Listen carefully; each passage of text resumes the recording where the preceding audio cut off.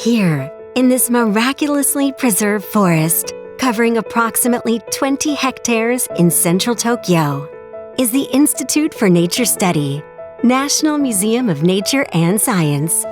Around 1,500 species of plants and 2,800 species of insects, birds, and reptiles, etc. have been recorded here. Photography enthusiasts visit to capture the beauty of nature through the seasons. Take a slow, deep breath in and out. Forget the hustle and bustle of the city you just left. Closer than you realize, right here, in the heart of Tokyo. Nature is at your fingertips.